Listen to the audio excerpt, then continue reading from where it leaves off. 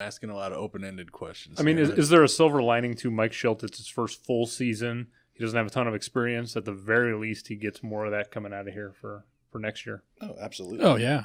Yeah, definitely. Yeah, he's got more support now, I would have to say. You know, people aren't looking at him as just a bench coach who got promoted. I think barring these guys just not hitting, he's making the right decisions. They're just not hitting the ball. Yeah, I would have questioned a little bit of his bullpen usage, the way he's left guys in certain times and taken guys out at certain times. But generally speaking, you have essentially a rookie coach, a rookie manager, his first time in the postseason. Hopefully you learn from the mistakes that were made and, do better next time. I mean, other than the fact that the choices for the lineup are his, really it comes down to the roster and who's on the roster and what kind of makeup this team has. And that's not on Schilt. Mostly that's on Mozeliak, and the choices that were made is what kind of moves to make or not make. They did nothing at the trade deadline to improve the team at all. And so you get there, and while I don't agree with, I read an article this past week that says the Cardinals don't deserve to be in the playoffs. I don't agree with that. That was a pretty harsh take. But that was also, if you read that piece, it was designed solely to stir the pot. It was pretty flimsy on their analysis, I thought. But well, I know there's a melancholy feeling around the city today, but there's still baseball to be played. Do you guys see them pulling a Boston Red Sox and maybe, pulling a rabbit out of the hat, or is it? Well, there's certainly nothing to suggest that that's going to happen at this point. But, the way this year has gone in St. Louis sports, I guess you can't count them out. And the Cardinals have a history of, some exciting comebacks of their own. But I don't see anything to suggest a miracle turnaround coming. Like, was it you, Andrew, that was telling me before we started recording that even if you win today, you still got to go through that gauntlet again of that's kind of the thing is like, ideally you win the game today, but then you look at Anibal Sanchez, and then you've got Max Scherzer, and then you've got Strasburg in Game 7. It's like, can you actually sustain for the next 3 games with all of that pitching coming up? I don't know. The way that the lineup has not been hitting, you find it hard to make an argument that they would suddenly be able to get to these guys. You have the meat of your lineup with your no hits, Goldschmidt's hitting at 0.83, Ozuna, who with Goldschmidt carried them in the divisional series, he's hitting 167. Again, Edmonds has no hits. Fowler has no hits. And so they're not really showing that they have the ability to get to these guys. And it's just so it kind of makes me wonder, given all those stats, like what can Mike Schilt really honestly do? I mean, aside from maybe moving Fowler out of the leadoff position, you kind of got to this point with the guys you got, and you can't really control the fact that nobody's hitting. I mean, he could plan his next golf outing or an off-season trip or something. Assuming they go out today or even in the next couple of days and they don't win this series, what's kind of the what do you see projecting into the off season? Is there like a move? Greg, you and I talked off air about Ozuna's a free agent this summer or this winter. The outfield, I think, has become a real mess to deal with in the offseason. It looked like a strength going into this season, but you cast your lot with Bader, who has been, you love his defense, but he's hitting, 205? You can't have that. Fowler has had a good year. He had a nice comeback this year, but he still has, 2 years and a lot of money owed to him. Tyler O'Neill, is he ever going to be anything? Edmund is out there. He's not technically an outfielder. He's done a nice job. So I think at the beginning of the year, you're looking at Ozuna as an extra piece. Now he looks a little more necessary to me. He had a nice, he's the only one hitting in the postseason. He had a nice season. I don't think it's a given that you don't bring him back at this point. Do you think odds are in the favor that Ozuna re-signs here? I think so. I think yes. I think so, but I really rather him not. I'd rather him move on. And yeah, I'm not necessarily endorsing it. Yeah. But do you think that the guys they have, Arozarena, Bader, O'Neill, Fowler, probably those guys are going to be enough to sustain the kind of offense and defense that you need? Well, you got a Lane Thomas too that got hurt. He's kind of been forgotten. But is he just a guy, or is he a legit prospect? Well, it's all these guys that we get on the Cardinals, we seem to put them up on a pedestal and think that they're better than they are. I like these young guys, but I don't want 3 young guys in the outfield. I mean, we need something that we can be proud of out there, and it's it's hard to say, but I don't think it's Fowler.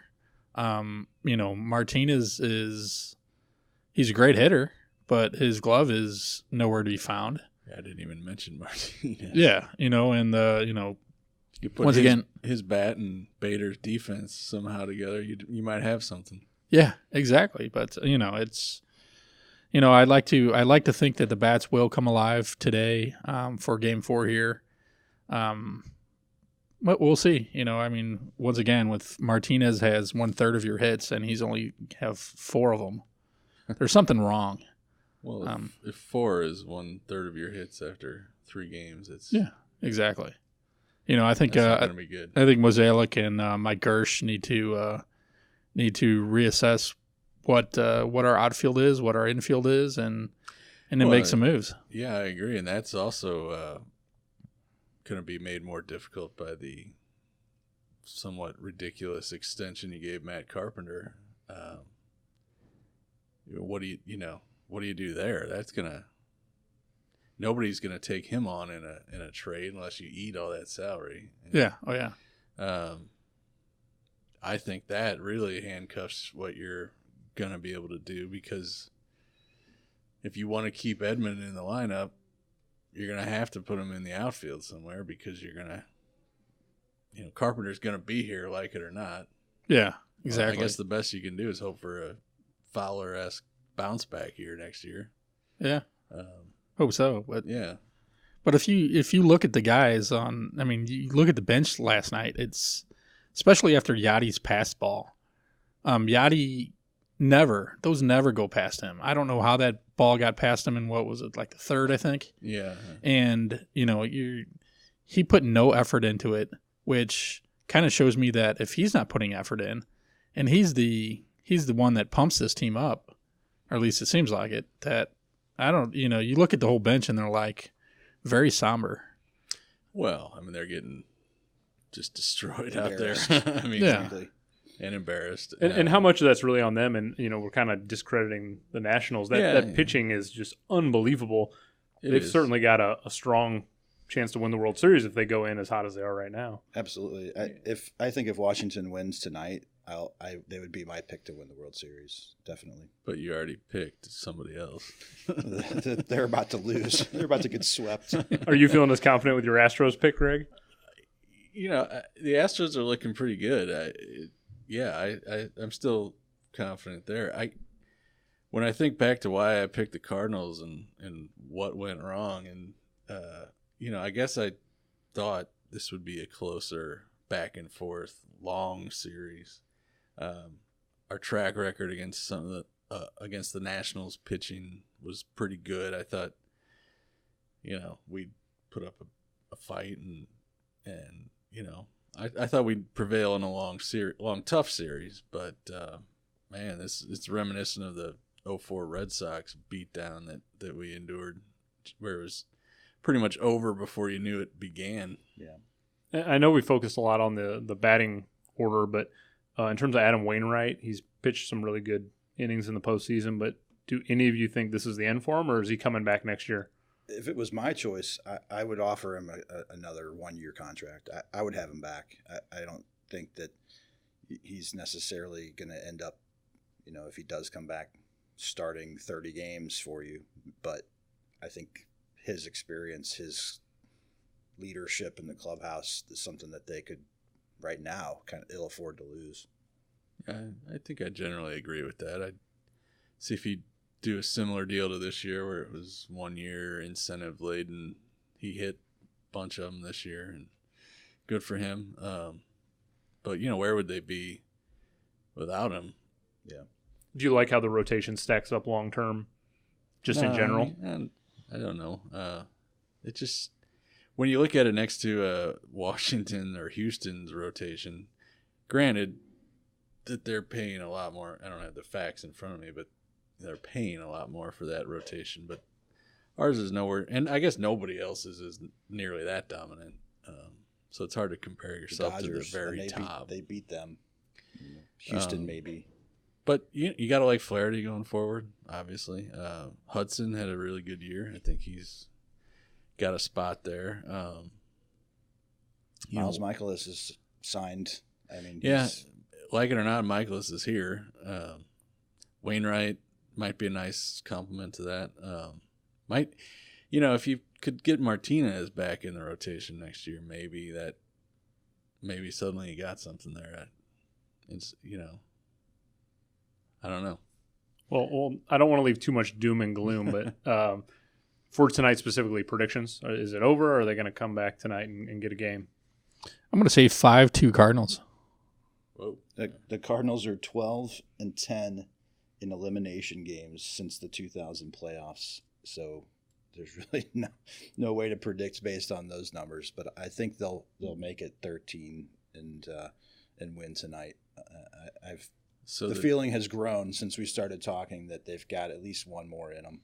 So that they lose in front of the hometown fans. Probably in the rain. In the rain. Yeah. Geez, I don't know that I've made a correct prediction yet. So I guess in that case, I would say they lose tonight. Okay. Well, try a little reverse psychology on my pick there. That is why they play the game. So tonight it's Tuesday, 7:05 p.m. Dakota Hudson against Patrick Corbin. If necessary, Wednesday's Game 5 is at Washington 3:08, and then ideally we get it back here for Game 6 and 7 on Friday, Saturday. Yeah, all right. So I kind of misspoke there. They might not necessarily get it back. They could still win tonight and still not get it back here to lose in front of them. You think they're coming back though on Friday? No, I didn't say that. Let's try to go 1-0 today, right? That's what they say, and chip away at that lead. I'm using the reverse psychology. I'll say they're going to lose tonight in the hopes that I've been wrong on everything else and they actually win. It would be kind of painful if they come back on Game 6 on Friday. Max Scherzer's most likely on the hill. He's from Chesterfield. It would be pretty terrible if Max Scherzer's the guy that knocks him out of the playoffs at home in a against the team he grew up rooting for. So yeah, that would be bad. Hopefully that's not going to happen. I guess there's something to be said for if you're going to lose, just go ahead and lose. Don't bring me to a Game 7 only to lose and get me all excited. I don't. Just end the misery early. Well, I mean, I guess, yeah. But the last thing I'll say is I saw a tweet last night, and I don't know who to credit it to, but it said the best thing about this Cardinal game is that the Blues won the Stanley Cup this year. And I think at the end of the day, as we get ready to switch gears into hockey, that's worth remembering. I think the Nationals have St. Louis Blues' magic this year because they're came out of nowhere and are still looking so good. I heard Bob Carpenter on 590, and they were after 50 games, the Nationals were, I don't know, I think 10 games under 500, which meant they were going to have to go 30 games over in their remainder of their schedule to get to 90 wins, which was kind of the baseline for a playoff berth. And lo and behold, they did it. Yeah. They played really well down the stretch. So. While I'm certainly not rooting for the Nationals, there's kind of a sick satisfaction to the idea that they could be going to the World Series and Bryce Harper's sitting on his couch in Philadelphia just, lamenting what could have been. Well, we didn't touch on that, but yeah, that's awesome. It also introduces the narrative that I don't follow, by the way, that somehow Bryce Harper has always been holding them back in some way, No. which I've seen people talk about, and can't say I agree, but No, I mean, guys, I'm sure it's a leather gold couch. He's living well in Philly. Yeah. Leather and gold. Yeah. Who's going to be laughing in 30 years? Yeah. I mean, he doesn't care, I'm sure. Well, while we're still talking baseball, we actually ran a couple of Twitter poll questions over the last week, and I'm kind of curious what your guys' opinions are. So the first poll we ran was, were Cardinals fans justified in booing Carlos Martinez in Game 4 of the NLDS before he actually took the mound? It was a little closer than I wanted it to be, but I've got to read what the numbers were. So 46% of fans said yes, fans were justified in booing. 54% said no. I am absolutely on the no, you don't boo a guy, especially before he's pitching. But clearly it's a pretty 50-50 divide amongst Cardinal fans, and I'm kind of irked by that. I'm curious. Do you guys agree? We have 75-25 in this room at the moment. Yeah. But Yeah, I think you could go back and listen to episode 3 for our discussion on that. We don't need to rehash the whole thing here. We just know you want to boo everyone, right? I don't want to boo everybody. I just think that that fans are entitled to do what they want, if they feel like a guy deserves to be booed, which you could make a strong case that Martinez did at that particular time.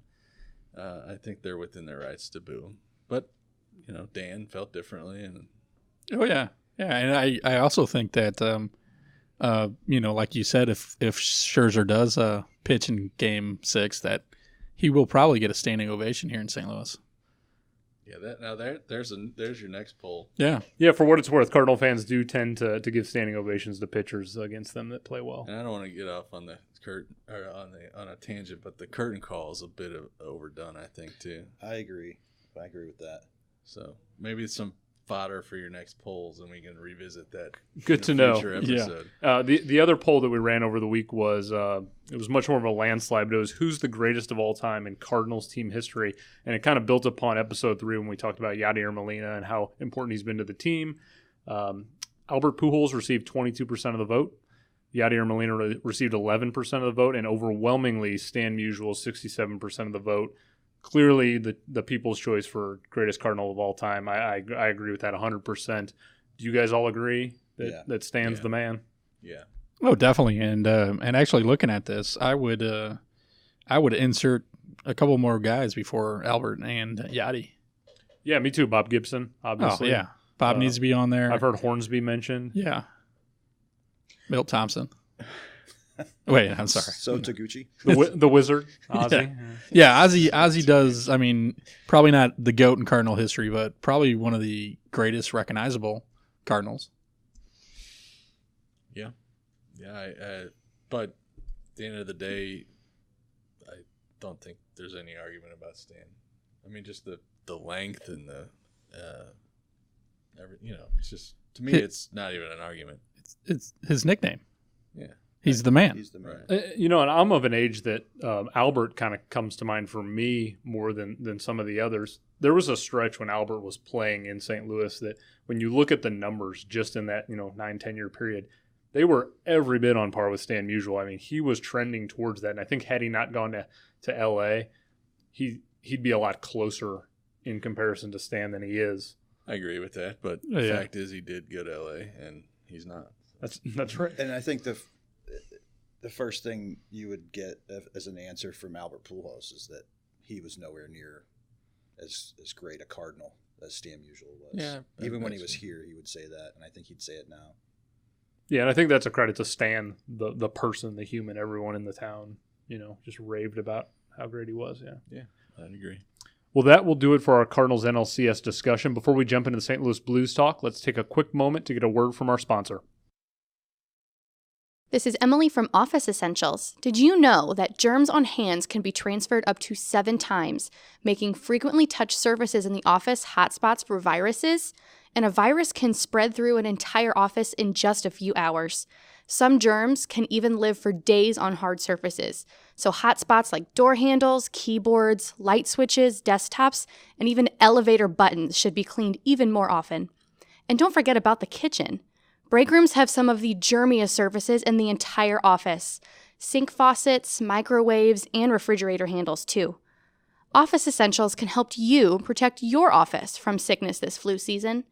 Right now at stlofficesupplies.com, we're offering a free printable poster that you can print and hang around your office. It contains tips to help coworkers prevent the spread of the flu. Office Essentials is your hometown supplier of all the office supplies and furniture you need to run and grow your business. Learn more today at stlofficesupplies.com.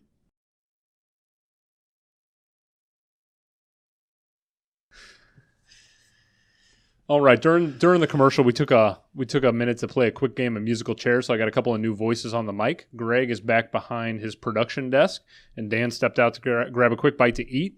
Entering into this is John Whitcutter from last week. I won musical chairs. And Stuart Holtgren. I apparently lost musical chairs. And Sean Jeffries is back again. He was in the Cardinals segment. Here. Okay, St. Louis Blues. They're 6 games into the season. We've got games coming up Thursday at 7 p.m. against Vancouver, Saturday at 2 p.m. against Montreal, and then Monday of next week, 7 p.m. versus Colorado. Initial impressions of the team after 6 games? Anyone want to jump in? Well, I think that it's hard to argue with the point totals. Their place in the standings, three wins is not too shabby. I for one didn't expect this team to come out like gangbusters and run the table. So there's not been a huge surprise in that regard. But I will say I'm a little disappointed as to how they've lost some of these games already, only because we saw the same kinds of problems last year early, especially where they were blowing leads late.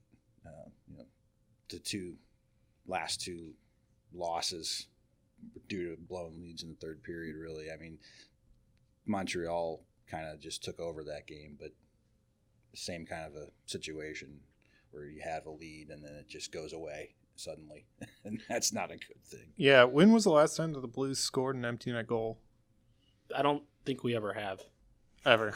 I don't think we do that. It feels like that every single time we play against a team who pulls their goalie. That is a stat that we should definitely look at, because I've been saying that for years, that the Blues seem to give up more goals than any other team that you watch. Because I watch other games, and it seems like when the other team pulls their goalie, I'm like, they're going to score. I don't know what, and it seems like the other teams get us hemmed in our own zone a lot more. And then we used to have a empty net specialist. That was David Backus. He was the one guy that when he got the puck on his stick, you're like, all right, finally. And he would shoot it down and score. We don't have that anymore. I remember the one game recently, Pietrangelo had that pretty good shot at it, and you watched it tail away, and you're like, oh. Ryan O'Reilly notched his first goal of the season on an empty netter. That would have been 3 games ago, I believe. And Sean, you and I have talked about it a few times off air that I think we anticipated coming into this season they were going to be a little slow out of the gate. I actually saw a stat overnight that of the last 5 teams that have won the Cup in the opening 6 games, the Blues have the most points of any of those teams, which kind of caught my attention that 8 points is actually a pretty good haul from the first 6 games based on previous Cup winners. A couple of notes I noticed for the upcoming schedule. Only 2 of the next 16 games are against Central Division teams. I don't know what you guys think, but I'm not a fan of the way the schedule is structured this year. Like the fact that you're not playing a lot of divisional teams out of the gate just seems kind of weird to me, that it's just tons of Eastern Conference teams, a lot of Pacific Division teams, but so little divisional play just kind of feels weird to start the season. Yeah, this would be actually the ideal time to hit up Dallas with their skid. So with our luck, we're going to get Dallas when they're hot and kind of around that corner. So, yeah, I mean, if we had something worked out a bit better that we're facing, the Blackhawks a couple times instead of, was it last year that we faced the Blackhawks twice in the last week? I mean, it's obviously set up that way to kind of manufacture some tension at the end of the year, and that's I'm not a fan. I'm with you there. A few notes I also have that I want to get you guys to weigh in on is, do you think this team has the firepower from 1 through 4 lines to hang with the elite teams such as Colorado, Tampa Bay, Edmonton, who looks pretty good right now? What I kind of noticed from that Montreal game was once the lead started slipping away and the Montreal started getting those goals, I never felt secure that the team was going to be able to put up 2, 3, 4, 5 goals in a hurry. Every time I watched a Tampa game last year, they'd go down 2 or 3 goals, and then it felt like in the third period, Tampa just had this extra gear that goals would just start raining in the back of the net.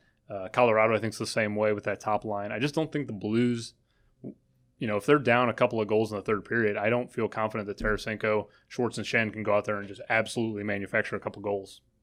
I think that the fact that we have so many guys, the Blues have so many guys that are so streaky, Schwartz being one of them who hasn't scored yet, Vladdy being one of them who's got his first goal, but you kind of like to see more out of those guys. But really, there isn't anyone outside of maybe Ryan O'Reilly. And Schenn obviously is off to a really hot start. He's looked really good. 5 goals in 5 games to start the season, career high for him. But I kind of tend to agree as far as not having a particular guy who is just going to go out there and kind of score at will. They tend to be the type of team that gets on top of you, and then they can kind of grind away and tire you out and wear you down.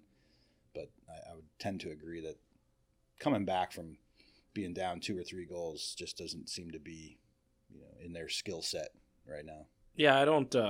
That's not really our game. I mean, that's just the Blues. I don't think that we're ever going to be that Tampa Bay team that just keeps shelling goals. I think the Blues, and we saw it last year. It's almost like this year where we're having a lot of defensive lapses right now, and we did that at the beginning of last year too.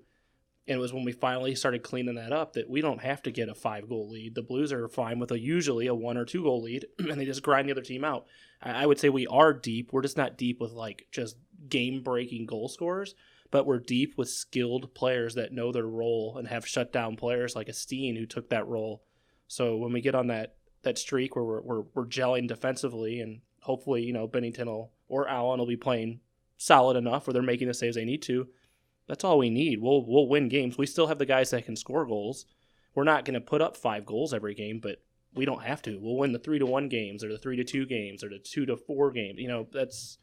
That's kind of how we are. And I think we've talked about how they are struggling a little bit. I think the only takeaway that I had from the last couple of games is that it's just a shame that we lost some of the points that we did because, as we've all mentioned, Sean, you did, that we had the lead in those games and we gave them up. I mean, I don't think you can be too disappointed in going on a road trip like that and getting some points. And Andrew pointed out that, this start, even though we're a little disappointed in it, it's not bad for a Stanley Cup champion team. I was actually kind of surprised to hear that. So 6 out of 8 points on the road is usually a pretty good, considered a success, I would say. Yeah. Yeah, especially when your schedule's getting mixed up like that too. Playing a day game in the middle of nowhere, that's got to kind of mix up these guys' routines. So no, I was happy with the first week. I expected a much slower start personally. I'm still expecting a November. I think in November we're going to be a little concerned. I think for whatever reason in my mind I've got that we're going to be okay right now, and I think as other teams start to get moving, Dallas is one that comes to my mind right now. They're going to get it together. I think there's other teams that are going to figure it out too, and I think we've already kind of figured it out because we already know who we are. I think some of these other teams that did have to make a lot of changes in the offseason or maybe have changed their style or their structure because, as you know, every year we did it as the Blues. We were following the leader. The Kings, they got big and strong. We got to get big and strong. Then we lost to Minnesota, small and fast. We got to get small and fast. And then we lost to the Kings again. It's like you go back and forth, and I think every team's going to be doing that for a little bit here, and they're going to be watching us, obviously. And I think November we're going to hit our little slump, but I don't think it's going to be anything like last year. So yeah, and if anyone out there is unfortunate enough to be involved or follow Blues Twitter, fan Twitter out there, you can imagine how crazy it's going to get in November if we hit a slump with how crazy everyone's been acting so far in the first week or so. There was a little spat between some people about everyone seemed to go crazy over Jake Allen in the last week.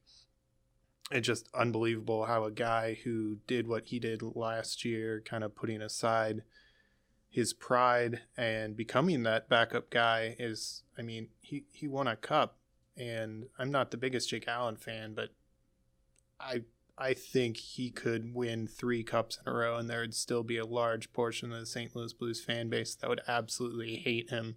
Am I the only one that still cringes every time that he tries to play the puck? I'm so sick of announcers saying like, this guy's great with playing the puck. Turco comes to mind. No, he's not good at playing the puck. He never was good at playing puck. He just played it a lot. And so if a goalie likes to play the puck a lot, they say he's great at it. They say it with Allen. He's not good at it. He gives away goals all the time. I agree that I think Allen's overrated on his puck playing ability. I think Brodeur would be the only one that comes to mind that he was a threat when he played it. And I liked when goalies do play the puck because they're like an extra defenseman. It really stops the play behind the net. But I think that narrative of Allen being good playing the puck started when Brodeur came to the Blues a few years ago, because I remember hearing Panger talking about how Brodeur must have been working with Allen, and then it just seemed to steamroll from there, you know. I think it's just because we never had a goalie that moved out of the net before that in a long time. We haven't had a guy that came out. So now he comes out and he goes into that trapezoid, and it's like, oh, he's so good at playing the puck. And then he ends up in the corner, and they've got an empty net goal. It is fascinating, though, because there's a very good chance by the end of the season, Jake Allen is the Blues' all-time winningest goaltender. He's 14 away from tying the record. He passed Joseph, and I kind of was upset about it. I like Allen, but I'm like, come on. Well, I was like, that's my idol growing up. I made a joke about it last week. Jake Allen is the Rodney Dangerfield of the St. Louis Blues. I mean, he gets zero respect. It doesn't matter what he does. Like Stuart said, he could win 3 cups in a row, and it just wouldn't matter. So, but I do foresee a goalie controversy at some point coming this year, as it happens every year with the Blues. We've already had back-to-back performances, Allen and then Binnington, where they essentially had the same game, gave up, a number of goals, made some good saves also. If you looked at one and not the other and didn't know which one was which, you would say, oh, they had a pretty good game. The Blues won. But you know that if it was Allen, he's getting dragged for that same performance, whereas Binnington is being praised or said, he really stuck in there, kept us going, and it's just almost comical. It's if Binnington had made the save that Allen made with the 3-on-0 break, people would be giving him the Vezina already. Like if Binnington's in net when that save happens, but with Allen they're like, oh well, he should have made that save. It's wild. Yeah, just wait until Ville Husso or Fitzpatrick down in the AHL goes on a tear and gets 3 straight shutouts or something like that. That's oh man, things are gonna get really annoying really fast. I'm gonna preface this by saying, please don't hate me, everyone, because I will be the first one to admit that I am not a baseball fan or a Cardinal fan. I'm just not a baseball fan. I mean, I love the Cardinals, but it's not my sport. That's why I'm not in the podcast during that time. But do you guys get the feeling that this year especially, this is the first time that there's a lot of, I'm going to call it bandwagon fans. There's a lot of Cardinal fans that I know for a fact in the past, there was no hockey until the Cardinals were done. They did not watch hockey. They didn't follow hockey. You could look at the attendance in the first couple weeks of the NHL for the Blues, and it was always very low. And they talked about it every year, even on the broadcast, about how it was empty, but, it'll fill up. I feel like we don't have that this year. And do you guys get the feeling that there are a lot of fans, and I'm putting that in quotation marks, you can't see it, that are throwing out their opinions and knowledge that they have over the last 1 year, maybe? Yes, there are a lot of new hockey experts in St. Louis. Yeah, no, I agree, and to that point, I miss it as far as the empty stadium, because I could pick up $5 tickets off of StubHub, and I live not far from the arena, so that was great for me. Now I have to pay like $25-$30 for a ticket. I can't afford that. I will say that I want to, again, I'm not picking on anyone. I love it. I love the fact that the Blues got the recognition. I'm glad they finally were able to produce. It is nowhere near as bad as, say, the Chicago Blackhawks, who, after they won that cup, I can't even tell you how many times I went to Scott Trade at that point, and I would have a row of Blackhawk fans in front of me. And I kid you not, there was a game where a group of my buddies got into it with a group of guys from Chicago, and it was hilarious because they had no idea what they were talking about, but they acted like they knew everything. Well, we all played hockey, and we all know hockey. We've been watching it forever. The one kid literally still had the tag on his jersey. So we're like, just stop talking. Like, I'm glad that that's not what I've seen with us. I'm glad that there's some people that have got a renewed or new interest in the Blues. I feel like what you said, Stuart, I mean, social media, we all know, can be just a cesspool of craziness and fights everywhere.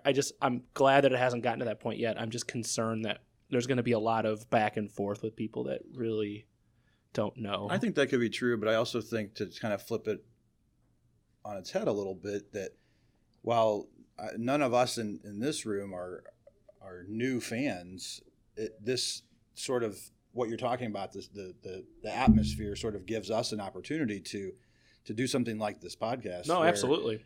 Probably there are some people who wouldn't have in the past cared to or wanted to hear, some guys they don't know talk about Blues hockey or sports at all. But now we kind of have that opportunity where, there's going to be people interested in listening, hopefully. Yeah, I mean, it's a good problem to have, I suppose. I'd rather... And that's what I'm trying to say. Yeah, I'd rather be in this climate than we were talking about it a couple of days ago off air. There was a period of time where Eric Brewer was our captain for multiple years. Most people don't even remember. Days. Those were the dark days, yes. He was never going to be anything because he was never going to be Pronger. Exactly. But, I'll take this even with, what comes with it over that. Those are like the dark doldrum days. So, and bandwagon fans now in 5 years will be established fans, and that happens. But assuming that we continue. I mean, I think once you get a taste of hockey, you'll be around. But sitting up in the 300 level seats, there always seems to be in one game every year someone around me who's a season ticket holder who is trying to explain to their girlfriend or their wife offsides or something or icing, and they're just so wrong, but they're so confident in the way that they say it that I always cringe. It's so bad. Or of course the people yelling shoot it from. Oh, that's a thing with my buddies. We'll if it gets really bad in a game, we'll yell it from behind our own net. Like we'll have the puck behind our net and we'll start screaming shoot. And we try to. That's our passive aggressive way to tell the people around us to just stop, because it's clear that those people have never played before. Just because you have the puck and you're in their zone doesn't mean that you can shoot, even if you think that you might be in a good spot. These guys are in the NHL for a reason. They usually make the right choice and know when to shoot because they really don't want to bury that into a shin pad and go on an odd man rush the other way. But, Well, Eric Johnson never learned that. He also didn't learn how to drive a golf cart, so. Well, let's talk about some of the problems that the Blues have had already this season with that same kind of thing. So many times in almost every broadcast so far this season, we've had 6 games. I hear John Kelly say the phrase, that shot was blocked out high. That shot was blocked out high. And they've, thankfully they haven't had odd man rushes every time. Montreal got away with a few of those, but they need to find some way to not shoot every single time they have the puck from the point. And, despite the folks screaming shoot from the upper decks, because they're not getting those pucks through traffic in front and all the way out at the point, and the shots are getting blocked, which obviously doesn't lend itself toward any kind of puck possession game, which is I noticed it a lot on the power play. It kills the power play. But do you find it interesting that there's just certain guys, even if they don't shoot it hard necessarily, like a and I know you're going to hate me for this, but Brent Burns, he literally just flicks that puck toward the net on that point, and they go through. And sometimes they go all the way through and just hit the top of the net and go in. But I don't why is it so easy for someone like him to do that? And then you've got our guys that'll just bang it home from our points, and it never goes through. It'll hit 4 things and go in the corner. But then Burns or Carlson is good at it. Weber, who has a bomb. But those guys, and Subban, those guys usually find a way. It seems like their shooting percentage just seems like it's way higher than anything that we've seen. Yeah.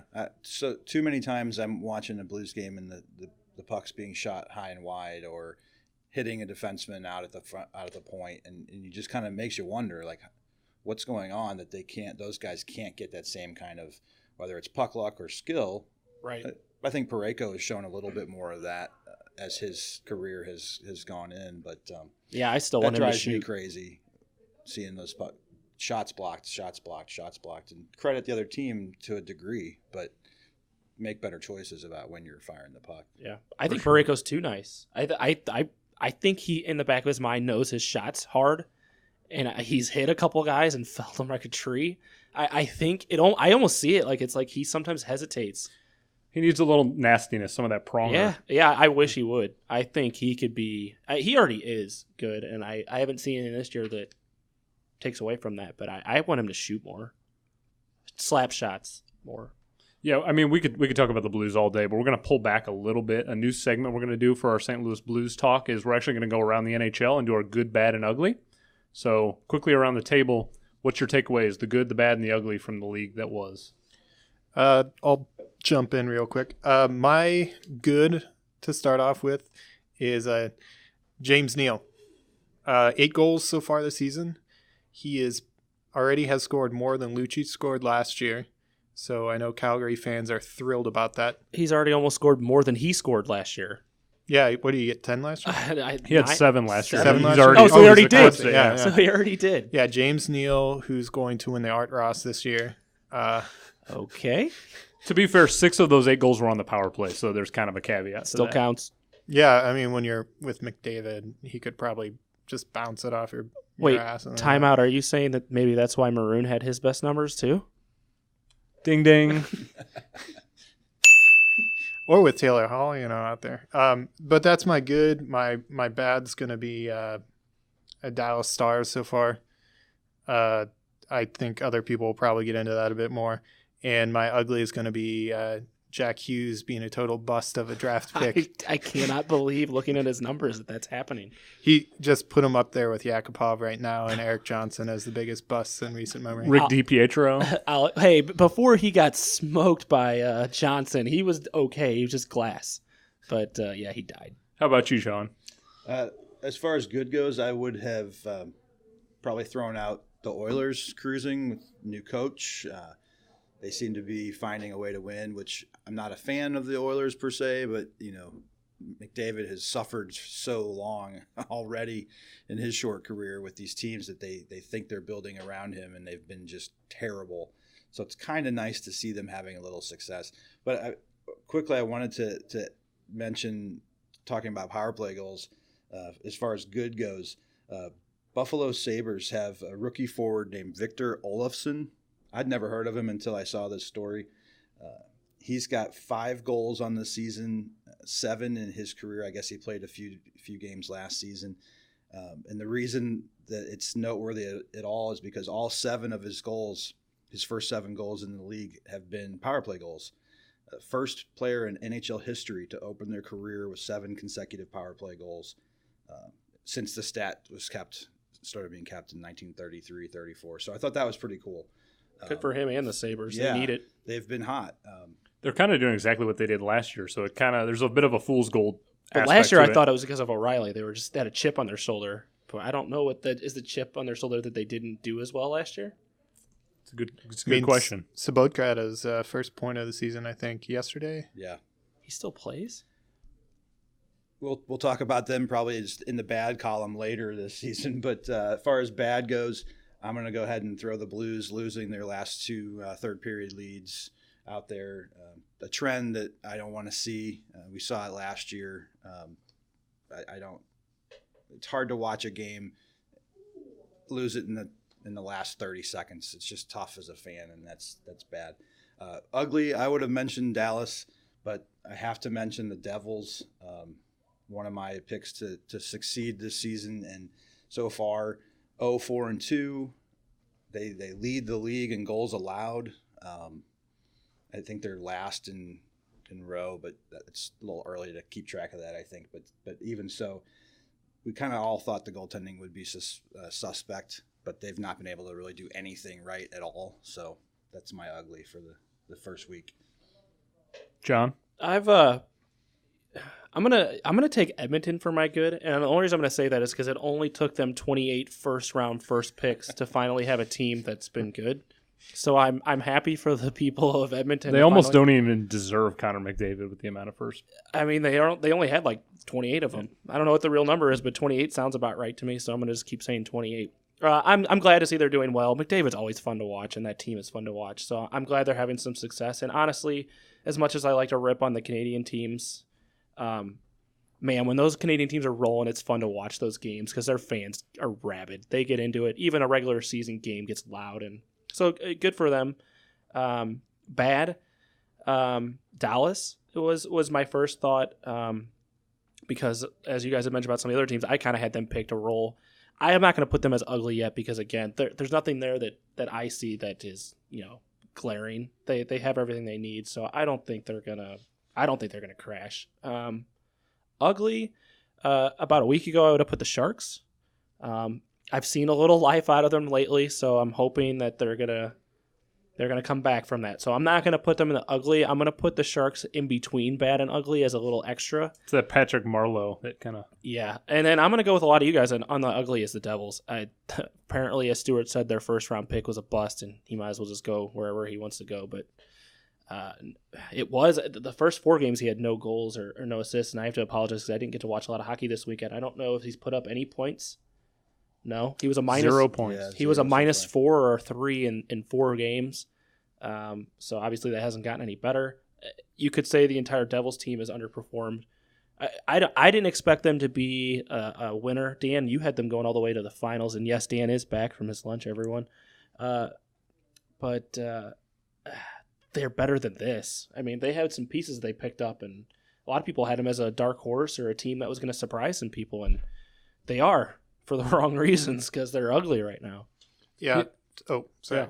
Yeah. Talk about poor Taylor Hall. I mean, he goes from the Oilers being hapless, and now he's hapless on the Devils. So I got a feel for the guy. He's going to be one of those guys that's going to go down in history. It's just, you're like, man, how did he never win one? Or how did he not put up more numbers? Because he's got the skills. He just can't. He's got bad luck is what it seems like. So Taylor Hall to the Sharks in the next 5 years, are you saying?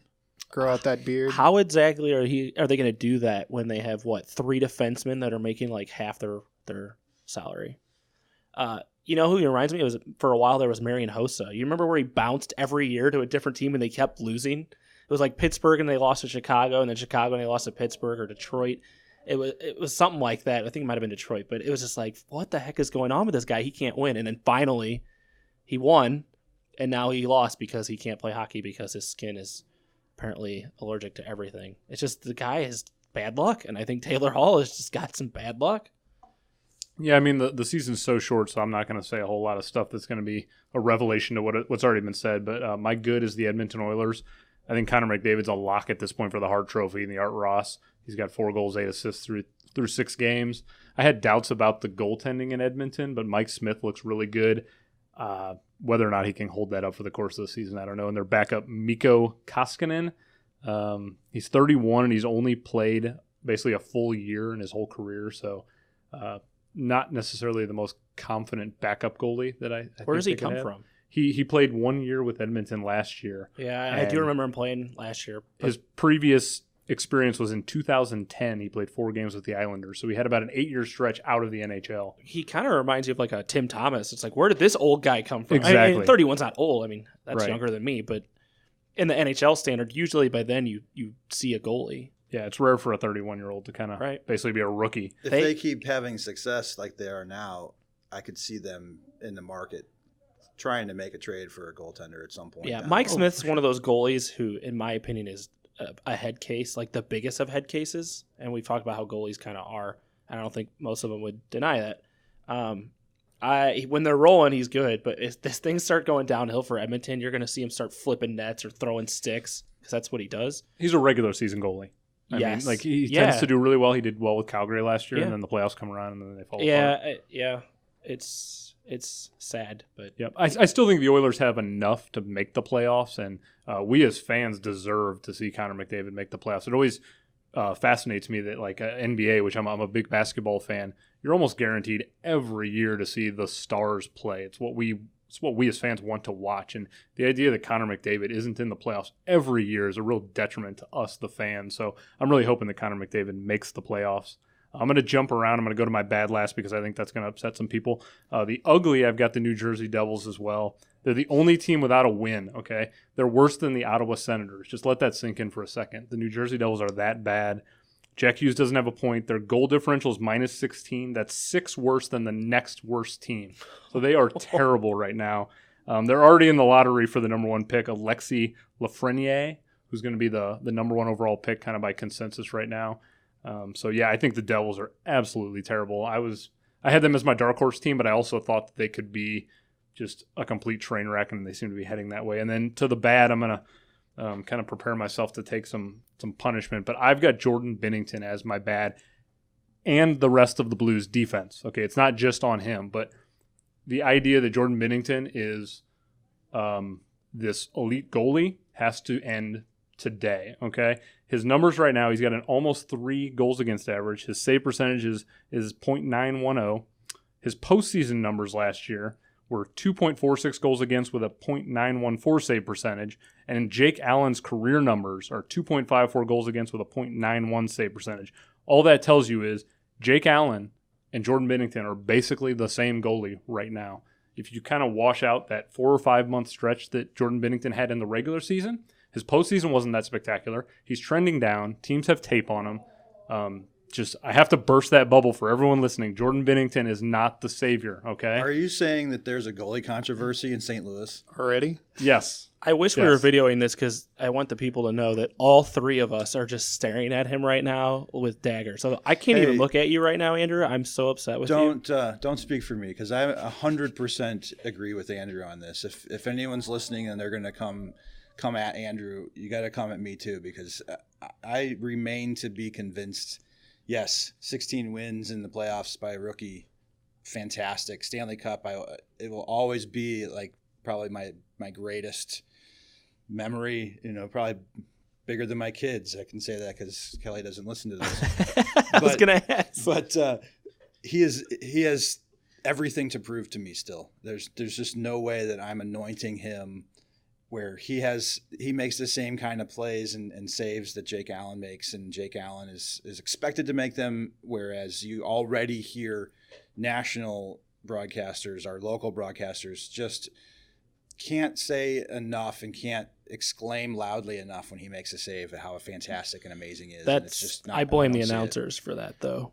The pang. I'm sorry if people want to give me flack here, I cannot stand Darren Pang. And also, just to defend Andrew here, I'm giving him trouble, but I agree for the most part as well. I'm not saying Binnington's a bad goalie. Right. Okay, let me just preface I agree. I won't even say that he's not an elite. He hasn't proven that he's an elite yet. And yeah, he hasn't had a fantastic start. He's still making some big saves. He's also let in a couple stinkers. And I think if you actually were able to sit down and have a real conversation with him, I think he'd be the first to admit that he's not played up to what he thinks his potential is. And I'm okay with that. I agree, though, that some of these people are like, he's the best ever. No, he's not. He's not even close. He's not even the best Blues goalie ever. So you need to calm down. Yes, he got us at Stanley Cup, as Sean pointed out, and I will be grateful for that. But has he been bad? He hasn't been great, yeah. I'm going to blame the defense, though, too, because the games that I have watched, we talked about this earlier, our defense has not helped. We'll play a period or two of great hockey, and then we forget how to play defense. And if you have a goalie that's a little off, it makes them look even worse. I just think when you break down Jordan Binnington's actual skills, his glove side is incredible. I think. Well, see, I think lately it's been weak. I think lately though it's been exposed. I still think that's his strength. If I have to pick an area, I think his 5-hole's pretty poor. I think his blocker's poor, and I think he's terrible on wraparounds. And the league is exploiting that. If you watch the games and the way they score, he's not good side to side. He doesn't have good lateral movement. I'm assuming you're talking about that last wraparound goal. Yes. I don't know if I blame him on that, though. He made the first save. He got over and made the save. Why is that guy allowed to sit there and pound home at the side of the net like that? Yeah, and the defense shouldn't be forgiven. Yeah, but I mean, I get you, though. Like, I'm the first one to say, if you score a wraparound on a goalie, then the goalie messed up. And here's the nearest comparison I can make, and I'm going to kind of segue into our soccer talk next, but the club I support, Liverpool, made an incredible run to the Champions League final, which is essentially the biggest competition they could play in. And they did it with a goalie who wasn't any good.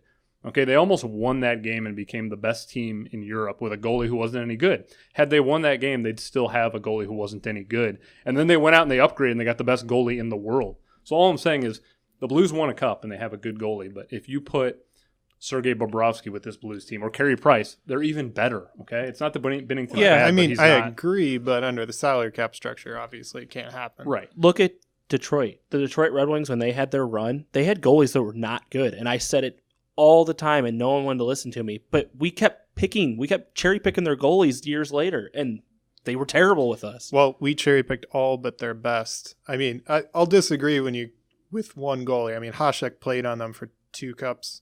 And I mean, Dominic Hasek, in my mind, is probably the best goalie. I was talking more of the Sarah Palin goalie. Legacy and Osgood, for those who Legacy, who hurt his knee? Yeah, he pulled his ACL or MCL because they were rolling out the red carpet for Sarah Palin, and I was at that game, and I couldn't believe what I watched because he was actually playing decent. The Blues were playing decent, and then the carpet got rolled out in warm-ups, and he tripped over it, and it was the ceremonial puck drop, if I remember. Yeah.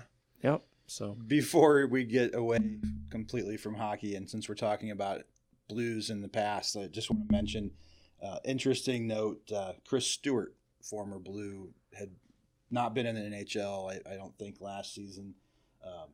Signed a deal with Philadelphia either this morning or last night. Expected to play tonight for Philly. 10-year veteran, couldn't get latch on with any teams. I know he had some tryouts or PTOs last season and in camp, but didn't end up playing anywhere. So I thought that was interesting. And then also just want to mention that today is the birthday of Willie O'Ree, first black player in the NHL. He's 84 years old today. Canadian, again, known for being the first black player, absolute game changer, for lack of a better phrase. I can't think of anything better to say about him, but today's his birthday, so happy birthday, Willie. Good for him. And hey, thanks. And for Chris Stewart, I could care less. That guy, I'm so done with him. The man had all the talent, and he just, I don't know, no heart. I don't know what's wrong with him, but Hey, Flyers fans have that rage room now, so I saw that. They won't be too angry if they see Chris He Stewart had all play. the tools, and he played good when we first got him because he had a chip on his shoulder. He had something that he wanted to play for, but after that, he's just garbage. Well, I don't know how you top Chris Stewart, but we're going to segue out of here. So great talk as always, guys. We're going to turn our attention to St. Louis FC in the soccer supporter section. But first, a quick message from Office Essentials. Hey guys, this is Emily from Office Essentials. Is your company or organization thinking about moving, remodeling, or expanding? Office Essentials has a long history of helping our customers with their office furniture projects. From inspiration to installation, our team has the experience and product knowledge to outfit your company with furniture tailored to your vision, budget, and schedule. We offer a comprehensive process to perfect your project. We can help you with understanding your needs, space planning and design, budget management, coordinating your project from start to finish, product receiving and staging in our 50,000 square foot warehouse, professional delivery, installation, and assembly, ongoing service and warranty support, and we have an expansive selection of furniture options from top brands in an impressive showroom to support your vision. Office Essentials is your hometown supplier of all the office supplies and furniture you need to run and grow your business. Learn more today at stlofficesupplies.com. Okay, 2 segments down. We've got 1 to go. We've got Dan back in the conversation after his lunch. Welcome back, Dan. Thank you. And Stuart once again on board. Yep. We're getting into St. Louis FC and some soccer supporter section talk. First off, we've got St. Louis FC. They've got their final game of the season Saturday, 6 p.m. They're playing at North Carolina FC. It's got a lot of playoff implications. They're basically trying to determine what position they get and if they're going to play North Carolina FC or Ottawa Fury in the play-in game. Stuart, you're sort of our Luligan in the house, so why don't you kind of key in on what you want to talk about? Yeah, so St. Louis FC is on a bit of a skid. It was a pretty ugly game. They played Bob Lilly and Pittsburgh Riverhounds, and Lilly's very much a grind out results defensive-minded coach. And he played for a 1-0 late goal win, and that's what they got. So it was 88th minute. St. Louis FC lost. Really needed a point because right now the maximum amount of points St. Louis FC can get is 45. And the 2 teams below them each have a game in hand, and they could finish at 46. So if things don't wash out right, St. Louis might fail to make the playoffs, which is really disheartening after really that 5-game unbeaten run, or winning streak, rather. You still feel confident they'll get into the playoffs, though, right? About 50-50. Okay. They've played pretty poorly of late, so we'll see how that goes. But on a little bit of a different note involving St. Louis FC, the USL Academy had an Academy Cup tournament of a bunch of teams, and St. Louis FC's U17 team won the first group stage, so they went 3-0. So that was exciting.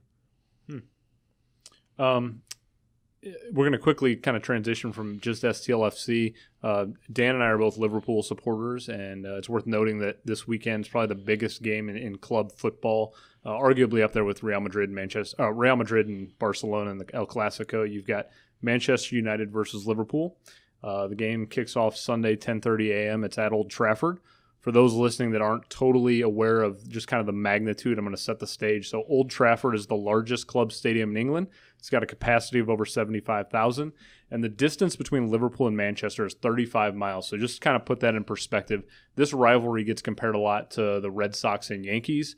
But the distance between Boston and New York is over 200 miles. So imagine St. Louis and Chicago being 30 miles apart and how much of a rivalry would build. So Manchester and Liverpool, the supporters are not big fans of the other. Liverpool enter the weekend 8 points clear of Manchester City at the top of the table. United, on the flip side, are entering the weekend in 12th, and they're only a couple of points from the relegation zone. So it's got a ton of implication for both sides. Dan, specifically, do you have anything that comes to mind as the match comes up this weekend? Not really, other than seeing the usually with these big matches, you see the combined 11. And the combined 11 I saw for this match was 11 Liverpool players. And they even said that some of the United guys wouldn't even make the bench, which to that I can't agree with that totally because, with Pogba, I mean, you got to put him on somewhere, and I think you got to start him. But with this, I definitely like Liverpool, scoring early and taking it to United. Stuart, you're neutral to the match. Do you have a particular way you see it going? Well, I would say this would definitely be a huge disappointment for Liverpool outside of their title hopes. If they don't fail to win, a draw would be a failure. Obviously Man City has the possibility of catching up really quickly in this league, but it's just United they're beaten down. They are hurting real bad right now, and I think if Liverpool doesn't win commandingly, it'll kind of be a little bit of a disappointment, though 3 points is 3 points in the end. I don't see United winning this. They're just a mess, but at the same time, if United gets dominated, I think Ole gets sacked. Yeah, it's kind of funny that you mentioned that because it's eerily reminiscent of last season. So last season in December, Liverpool and United played. That game was actually at Anfield, but Liverpool convincingly beat United, and then they proceeded to sack Jose Mourinho, and Ole Gunnar took over. So it would be kind of ironic if Liverpool absolutely, demolished them at Old Trafford, and then Ole Gunnar gets sacked. It's just. And they're talking about. There's been said that Mourinho might be back. Yeah, that's another fascinating conversation, Stu. Let's say they do sack Ole Gunnar after the weekend. Who in the world does Manchester United get that could right the ship right now? Oh man, I don't know. Would Mourinho even come back? I mean, would he want to? They're in a worse position than they were last year. They're going for Mandzukic in January, apparently, for $10 million, but he hasn't played so far this year for Juve. So he's 33 years old. If he's your main striking option to kind of shore things up with Greenwood, obviously going to be their main attacking option, it's just a mess. And Daniel James had that concussion for Wales this weekend. I don't know how you can feel confident or good about much if you're a United fan right now. Yeah, when I kind of look at the match, I know I have a horse in the race, but objectively looking at it, the idea of Harry Maguire having to deal with Roberto Firmino, Mo Salah, and Sadio Mane up front has to be. He probably hasn't slept all week and won't be sleeping anytime soon with the idea of having to defend those three. On the flip side, I can't see much in the way of the Manchester United attack doing much to disrupt Liverpool. Virgil van Dijk's the best defender in the world right now. I don't see Marcus Rashford giving him a ton of trouble, though. To be fair, Marcus Rashford did give Trent Alexander-Arnold a lot of trouble a couple of years ago, but Trent's matured since then. There's just not a spot anywhere on the pitch where I see Manchester United having any control of the game. I just can't see it. Maybe their supporters get behind them enough, and the crowd kind of influences the match. And I know it's not technically a derby, but it's as close as you can get to it. And those derbies can be kind of weird with how results go. But I don't know. Every way I look at it, I just see Liverpool getting a pretty comfortable win. I've got it at 3-1, but I could see it going a number of different ways, all for Liverpool, quite honestly. Yeah, I mean, like you said, in any given Saturday, results can change, but this should be a comfortable Liverpool win in the end. And really, it's you say it's a rivalry, but is it really a rivalry when it's a relegation battle for one team and a title fight for another one? That's a good point. I mean, Liverpool get to have derbies with Everton and United, who are both in relegation battles. So for me personally, this is probably the most enjoyable time I could ever imagine, with Liverpool leading the table and both clubs that I dislike so much, being on the verge of relegation. It just doesn't get any better than that. Yeah, and one of the great things as a neutral, I'm a Fulham supporter, and they're in the championship this year. So I'm a neutral in the Premier League. One of the great things about being a neutral this early on in the season is seeing all these crazy questions out there, as in right now is United going to get relegated? I mean, they won't. Chelsea was getting thrown around with the same thing a while ago. But at the same time, the question 4 years ago, it was, will Leicester City win the title? And they somehow did. So fingers crossed, hopefully this year's miracle happening would be Manchester United getting relegated, because that would be so sweet as a neutral, seeing that chaos, and then maybe Leeds United getting promoted, just seeing that the madness that would end up out of that. Could you imagine the heads exploding in Manchester with that scenario? Woodward would maybe literally lose his head, because supporters would rush the field. It would be beyond ugly. Now, United probably finishes a comfortable 8th or 9th as things shake out, especially with the amount of money they have. So I'm not expecting that at all. But from a pure entertainment thing, you have to expect that every Premier League fan who's not a United supporter is hoping for them to be relegated right now. Yeah, I mean, I've seen a few of my friends who are United supporters, and it's interesting because some of them are actually rooting for Liverpool to win this game, so Solskjaer gets sacked, and then they actually bring in a manager who knows what he's doing, and they, that's exactly what they said last year with Mourinho. Exactly, and to be fair, they went on a little run, but things kind of figured out, and people realized that Ole Gunnar's not that good of a manager compared to some of the elites. But yeah, I mean, I don't see it going anyway other than a Liverpool win pretty convincingly. Oh yeah, totally. I mean, they just look too good right now, and United just looks way off their game, and they just they all look out of position. I mean, Harry Maguire is the only one that looks like he's playing a little up to form. I mean, yeah, you can give I don't know. It's just sad to see that this team is just falling so quickly when I don't know. It's just hopefully we'll all have some fodder after the game if Phil Jones and Harry Maguire play center back together. I mean, there could be gifs for days with those two at the back. And Phil Jones, by the way, is the longest tenured United player.